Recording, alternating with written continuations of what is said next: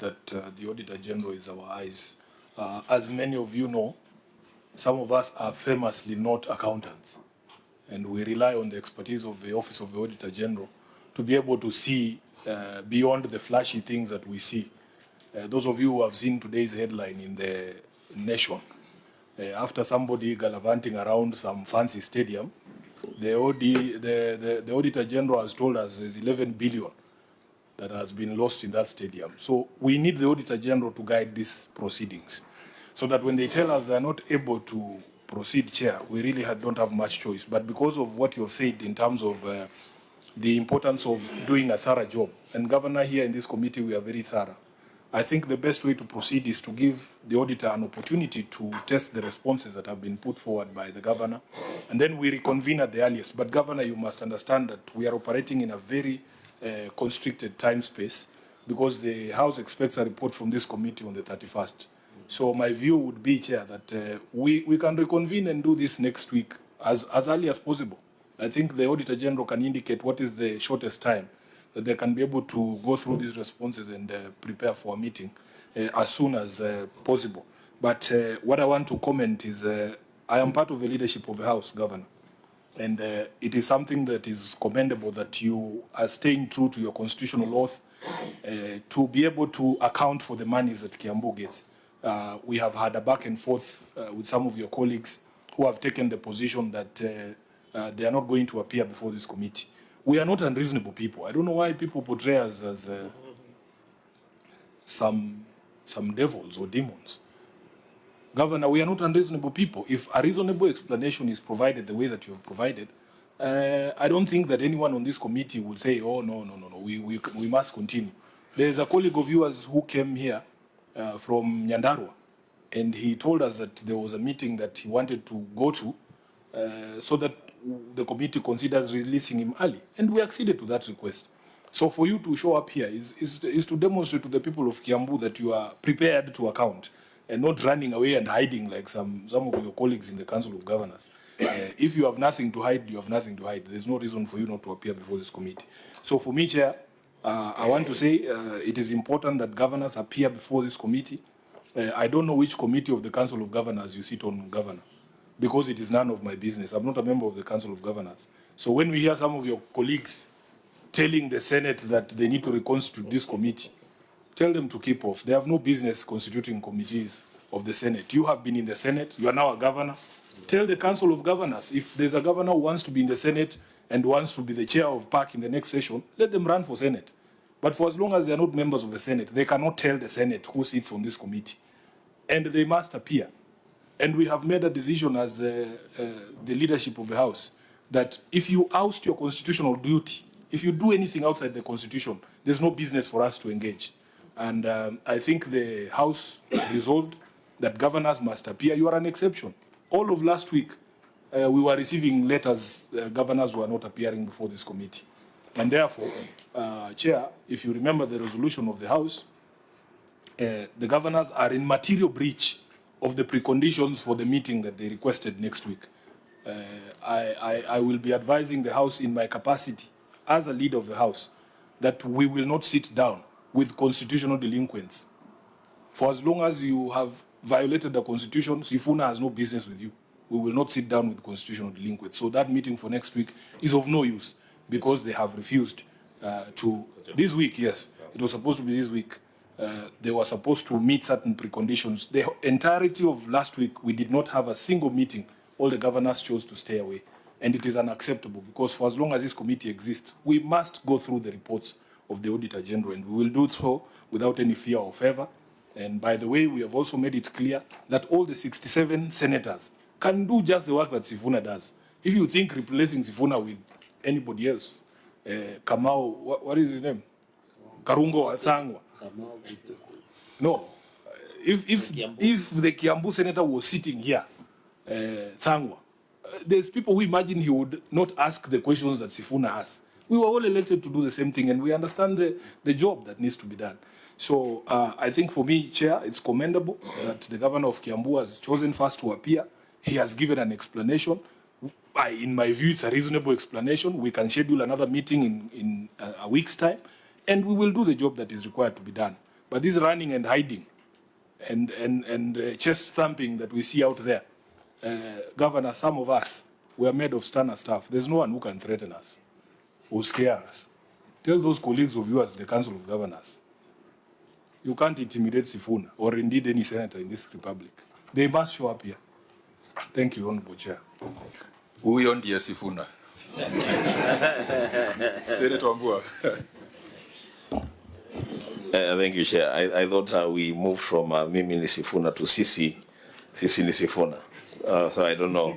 I don't know. I think that's where we are. So thank you, Chair. First of all, to also register my appreciation to Senator Governor Wamatangi and his delegation for finding it fit to appear before the Senate, as they should, because really this is the Constitution, it's a law. I have very few things to say. One, this is a team of reasonable leaders. We are reasonable people. And when we weigh situations and realize that there is a request being made which is valid, we will grant it because we are reasonable people. So I think, Chair, it's okay. We can grant that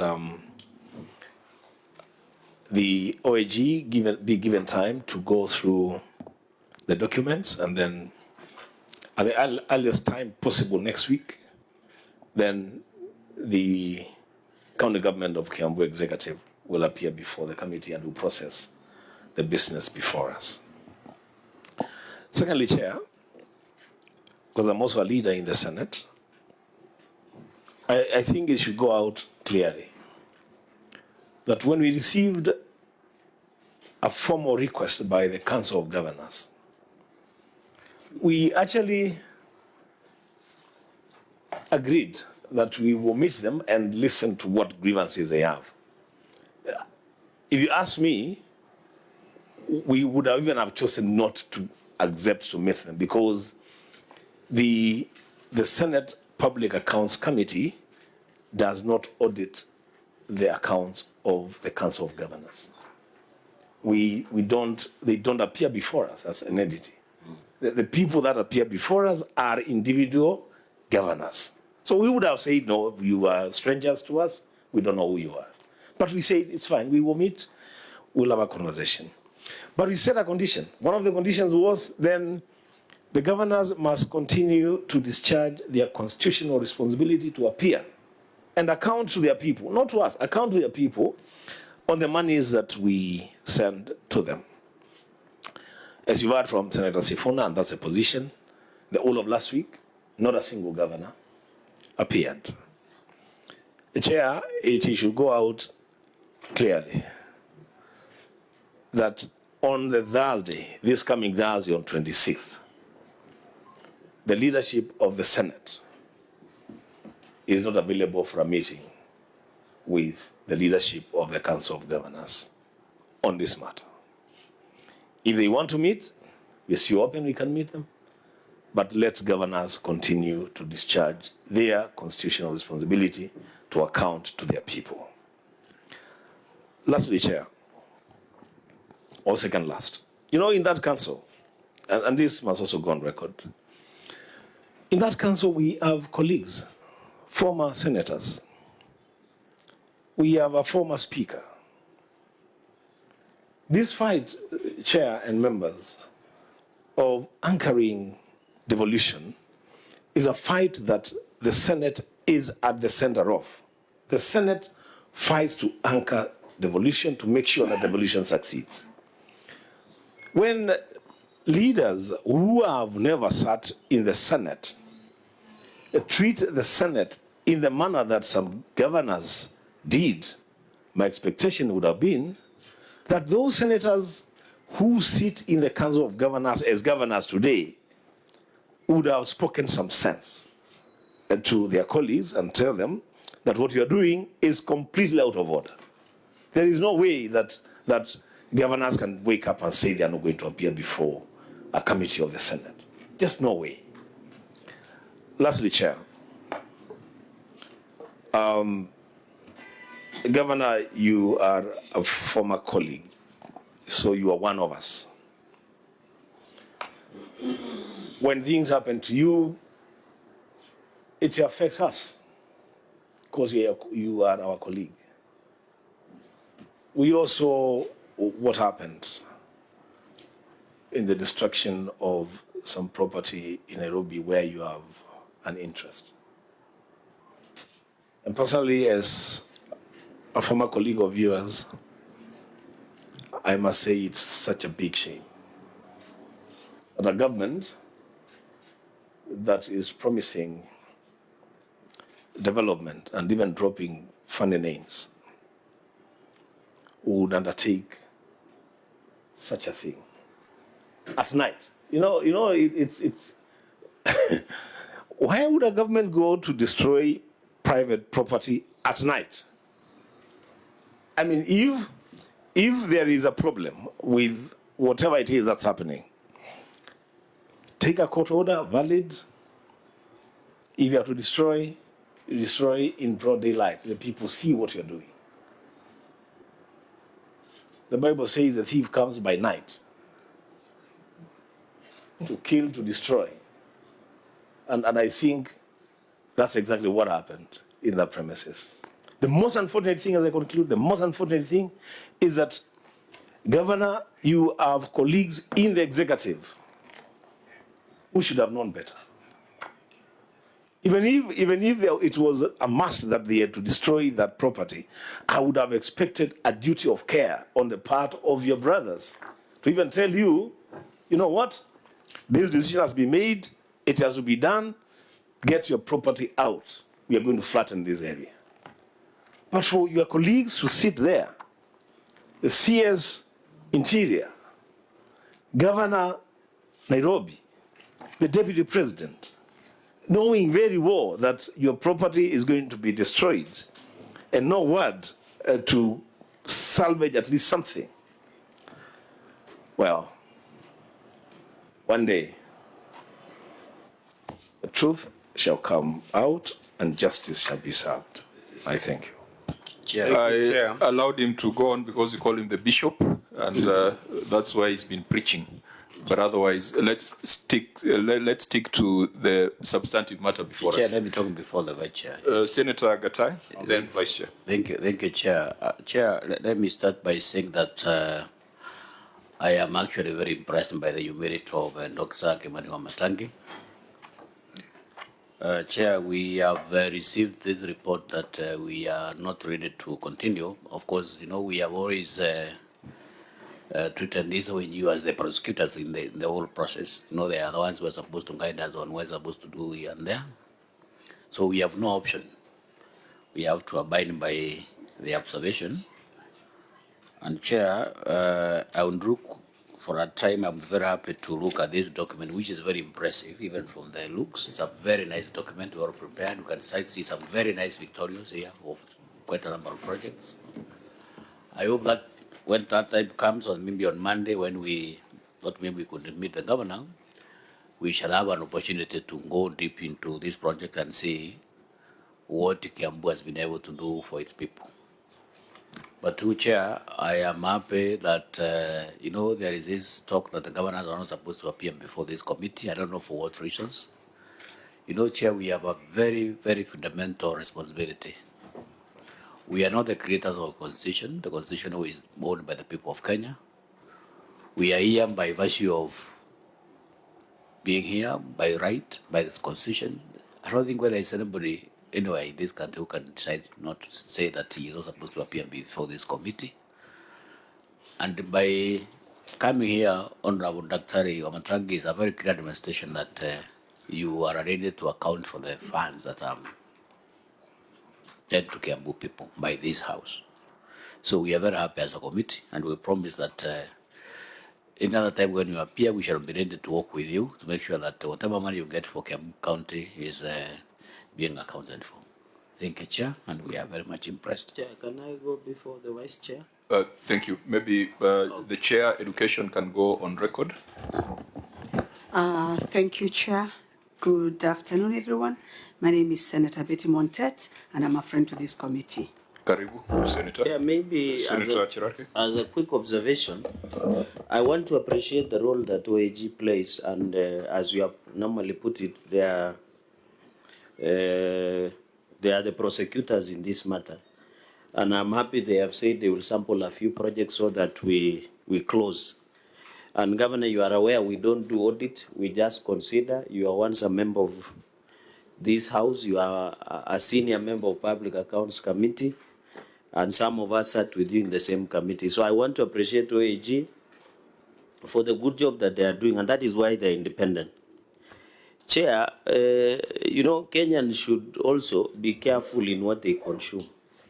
I saw a sensational headline today about Alanda Stadium that is around 11 billion.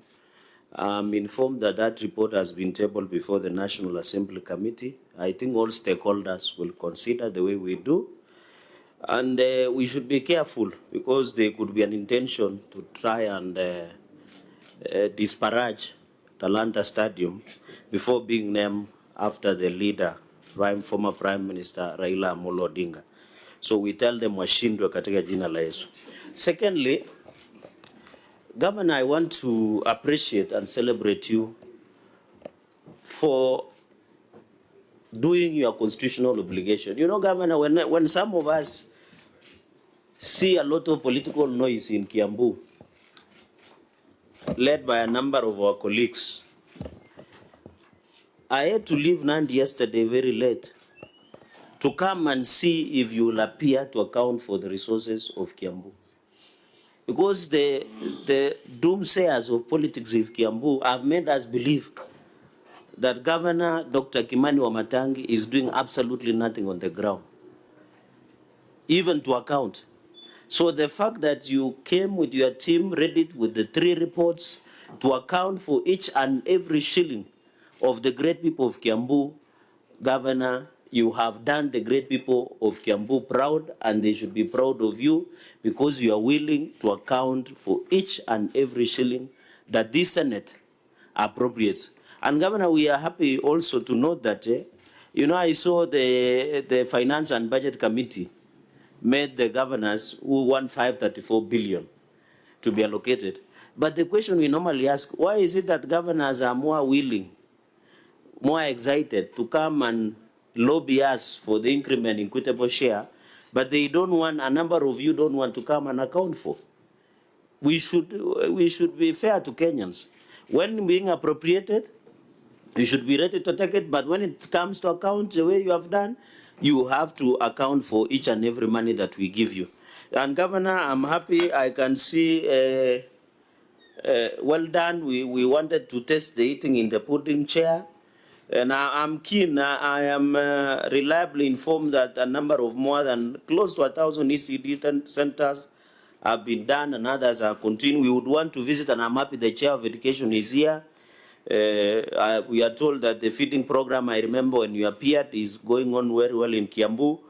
I am impressed with your passion towards the health sector, Chair. I have ever seen this Kikuyu Level 4 Sub-County Hospital. I think there is one in Kahawa Sukari when I was going somewhere.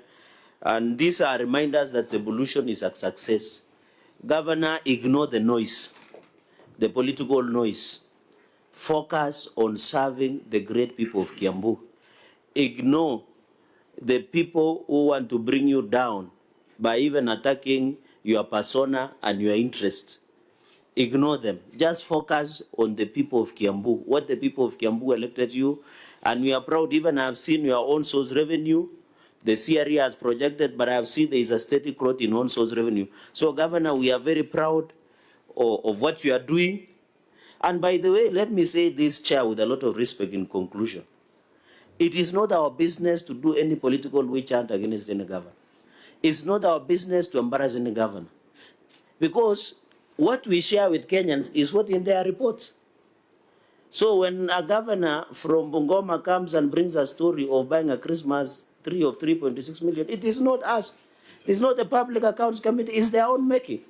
When a governor from Mandera buys 55.6 seedlings, yet it is a dry area, and he cannot account for it, it is not us.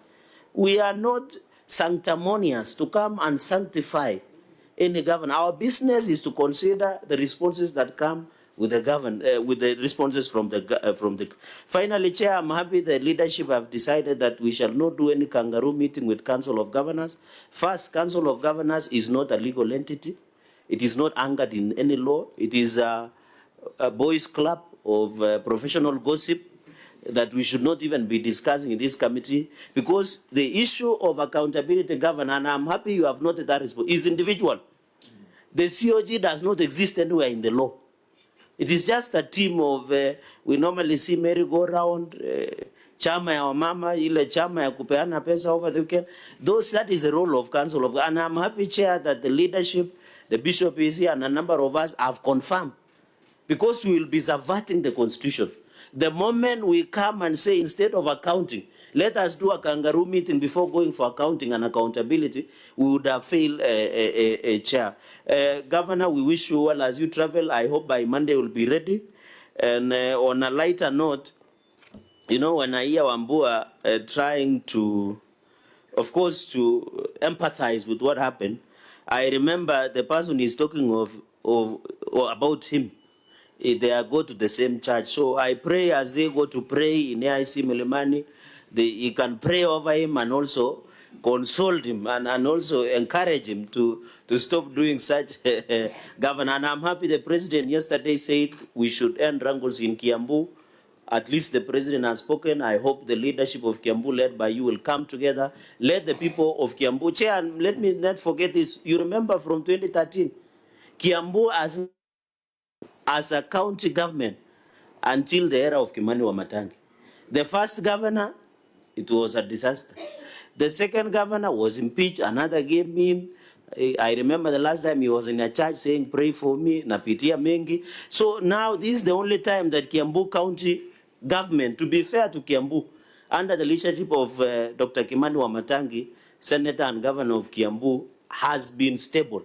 And we are very proud of that. We want our county governments to be stable. We want devolution to work and be stable. Chair, with those very many remarks, I thank you and I yield back and wish you well, Governor, as you serve the great people of Kiambu, the bedroom of Nairobi. Thank you, Senator Cherargei. Vice Chair. Yeah, thank you, Chair, because Senator Cherargei has been extremely, has said a lot. I'll just say very few things.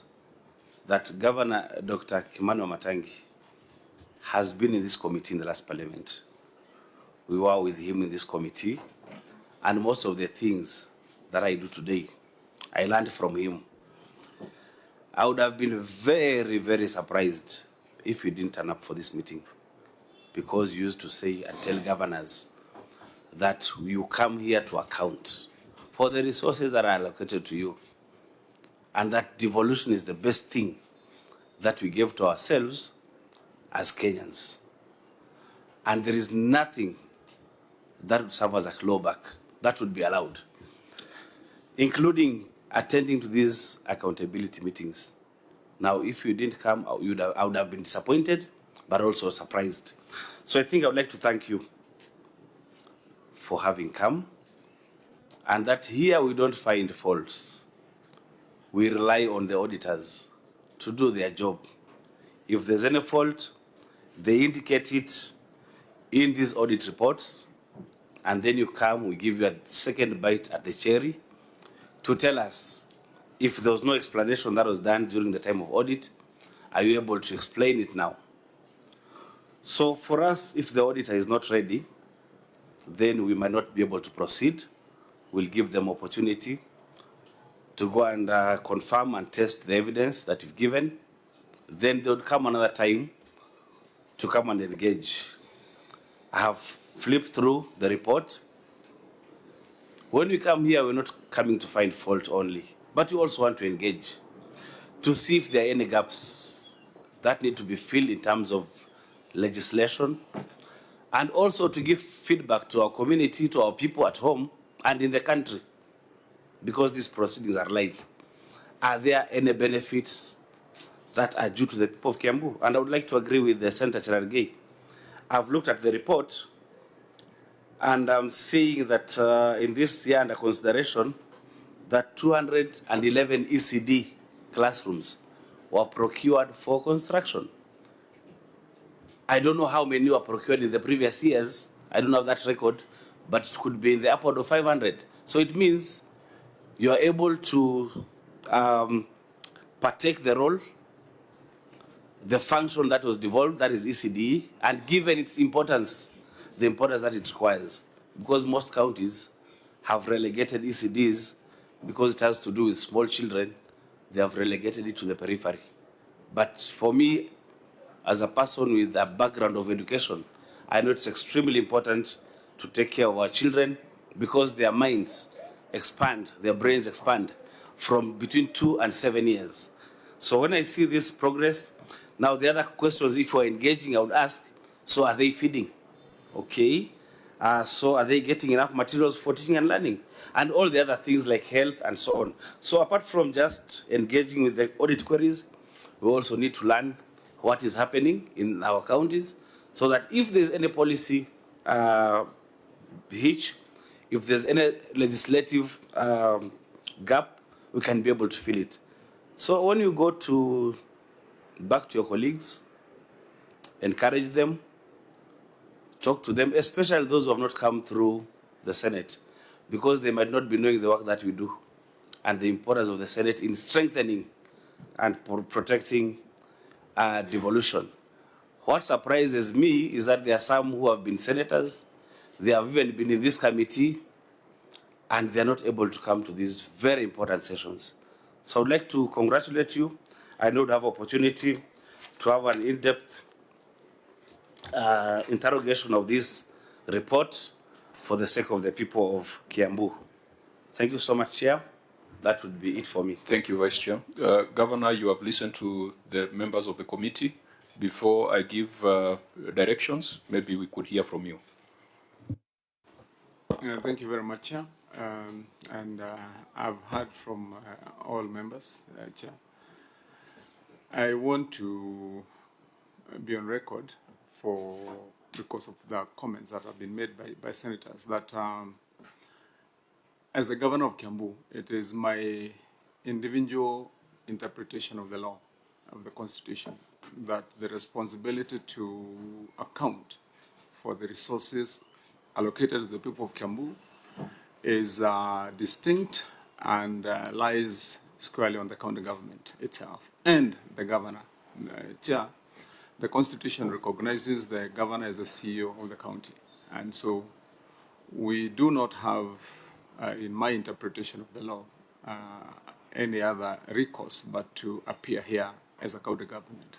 And that's why I've asked my people to come so that we can come and deal with the issues that have been raised by the Auditor General.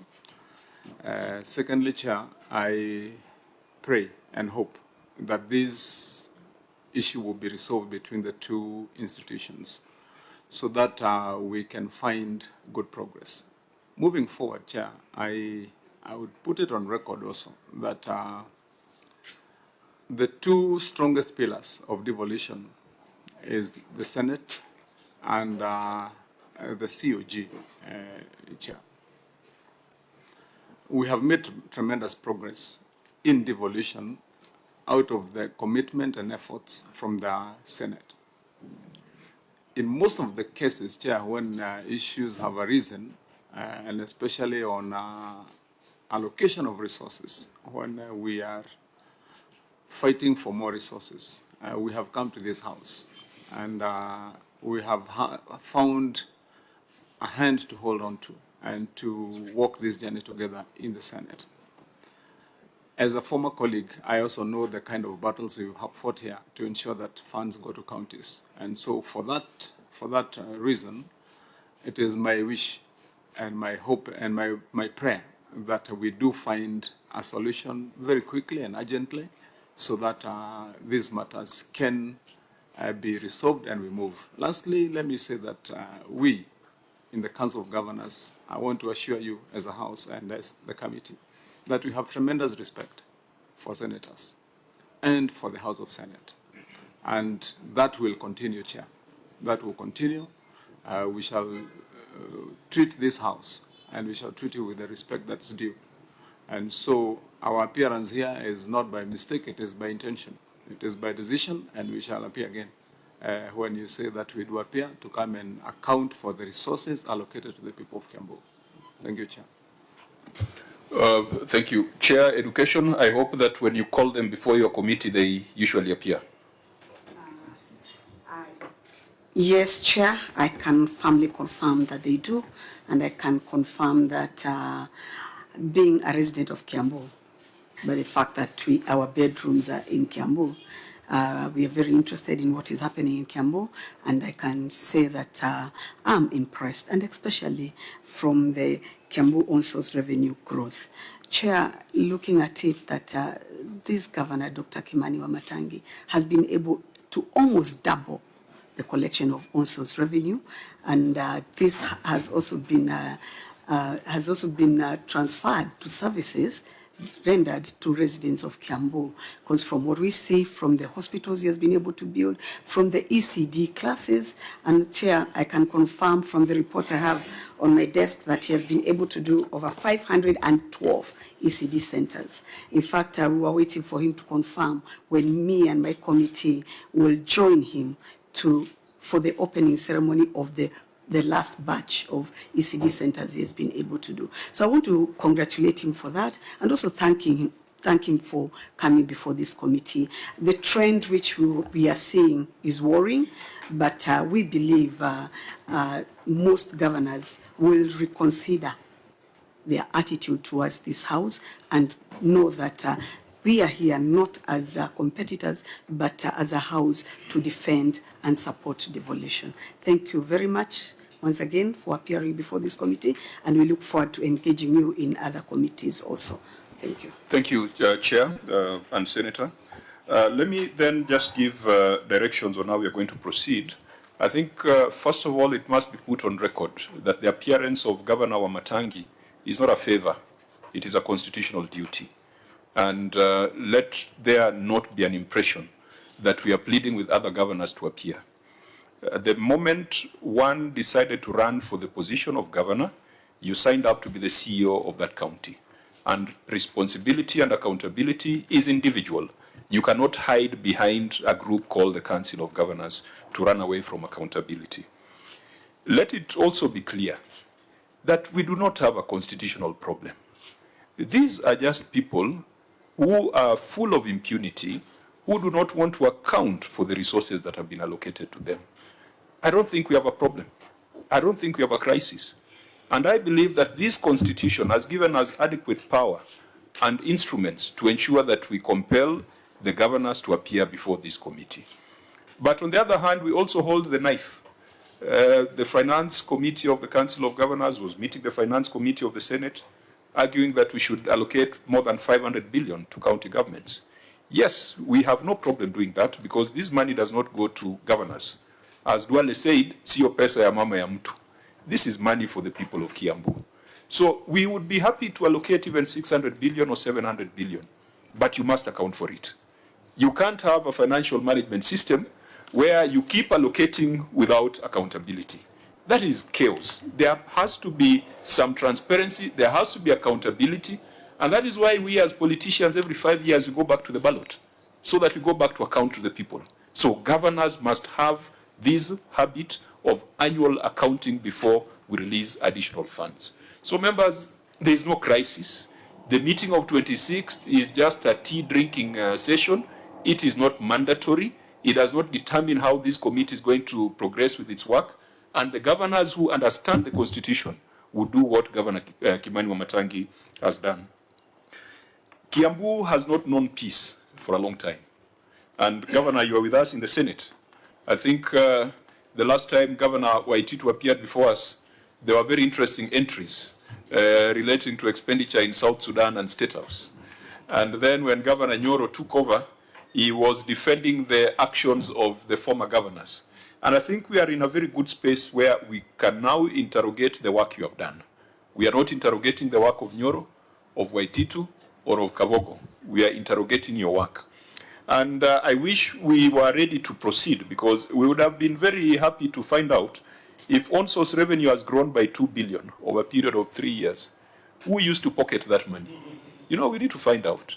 Because I don't think that you have levied additional taxes. I don't think that you are taxing Kiambu people more. Maybe it's just discipline in collection. We would have been very happy to find out who was pocketing the 2 billion that was not going to the people of Kiambu. And so, if the auditor is not ready to prosecute, then we cannot do fair justice to the people of Kiambu. We'll have to schedule another date. But the global, I think globally, governor devolution is under threat. And governors are slipping through a revolution that will re-centralize what counties are supposed to be doing. We have seen in housing, and we have asked this question to your colleagues. If you give out land and the government builds a house on it, whose asset is it? Which balance sheet is it going to appear on? Will it be the county balance sheet or the national government balance sheet? If the national government comes and builds a stadium, you have provided the land, whose asset is it? And there's nothing wrong with the national government doing these things. But there has to be some order. There has to be some formality. I think someone introduced themselves as a county attorney. We have been having these conversations with county attorneys that it's not enough for the national government to say that we are going to build here, we are going to do this there. You are two distinct but interdependent governments. At the end of the day, with this accrual reporting, you are supposed to maintain a balance sheet. So if the land belongs to the county, but the house was built by the national government, whose balance sheet is it going to appear on? We had this conversation with Nyandarua. I think the government is building for them a level 5 hospital. Is it a level 6? Level 6. All the procurement is being done by the national government, but the asset eventually belongs to the county. These are the conversations that we want to have with county governors. I do not want to have a conversation with governors around harassment, extortion, or blackmail, things where evidence cannot be produced. If there is evidence to that, I would expect that EACC by now, or DCI, would be processing the evidence. So, and that's why I'm saying there's no problem. There's no constitutional or statutory problem. We just have, as Sifuna called them, delinquents, people who are full of impunity and want to break the law and want to avoid accountability. Devolution is under threat. When you were in the Senate, Governor, I recall the long debate we had on revenue sharing. Was it revenue sharing? The formula. The formula. You look at Kiambu. Kiambu is such a big county now, in as much as you're collecting 5 billion, but the 5 billion is not adequate to kind of provide the services that you require in Kiambu. You now want a city to be declared. I think it's in Ruiru? In Thika. Do we have a formula that is fair and just to counties like Kiambu that have got serious service pressure? Can we have some special financing arrangement for certain counties or counties that host cities? Those are the conversations we want to have with the Council of Governors. We don't want to have a conversation on issues of gossip. The disappointing thing is that the Council of Governors, at least 20 of the members are former legislators. 8 of them are former senators. And of the former senators, 2 of them were even chairs of this committee. Professor Nyongo, Senator Ochilo Ayako, you're a former member of this committee, and several others. So I hope that Senator Wambua, when you become a governor, you will not be like them. Because it looks like something happens when people become governors. God forbid that, Chair. God forbid that you become a governor? God forbid that I may turn my ways and start behaving funny. Yeah, we pray that you'll be the next governor of Kitui. But we don't expect you to favor us. We just expect you to follow what the Constitution requires you to do. I want to request the County Assembly, the chair. In this report, I've seen issues of cabros, markets, boreholes, seedlings, piglets, fertilizer, things that we really, sitting in Nairobi, we might not be able to do much unless we go to Kiambu to do a site visit.